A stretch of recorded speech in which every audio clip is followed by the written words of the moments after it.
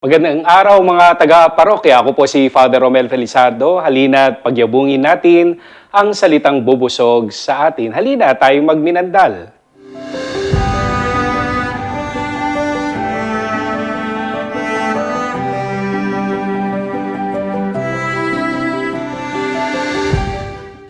Unang linggo ng panahon ng Adbyento, parating na si Kristo. Sabi nga po, ang Advento ay galing sa salitang Latin na Adventus, ang ibig sabihin ay pagdating. At sino nga bang hinihintay mong dumating? Ang dami nating hinahantay na dumating. Pwedeng yung remittance galing sa abroad, yung mga walang boyfriend, girlfriend, baka naghahantay na magka-boyfriend at girlfriend ngayon. Pero ang Adbyento ay hindi para sa kung ano mang hinihintay nating parating sa araw ng Pasko. Hindi ito tungkol sa material na bagay, hindi ito sa sinasabi ng mundo na darating. Ang darating ay walang iba kundi ang ating Panginoong Hesukristo. At sa pagdating niya, ang hatid niya sa atin ay pag-asa. Alam niyo po, maraming mga tao ngayon ang nalulungkot.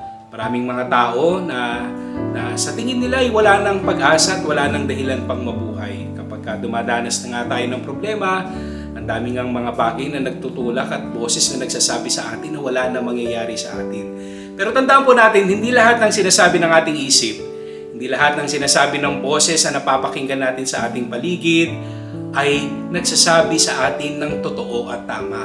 Ang pakinggan natin ay ang ating puso. Ang pakinggan natin ang sinasabi ng ating pananampalataya. May pag-asa tayo sapagkat darating ang ating Panginoon Kristo. Dala niya sa atin ay liwanag kung tayo nasa dilim. Dala niya sa atin ay lakas kung tayo'y nanghihina. Dala niya sa atin ay buhay kung sa tingin natin tayo'y nawawalan na ng dahilan para mabuhay. Ang pagdating ni Jesus ay magbibigay sa atin ng panibagong pagkakataon, opportunity to see life at its best.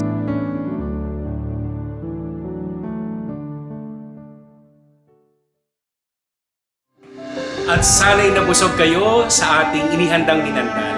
Narinig na natin ang salita ng Diyos, halina't ito'y ating isagawa.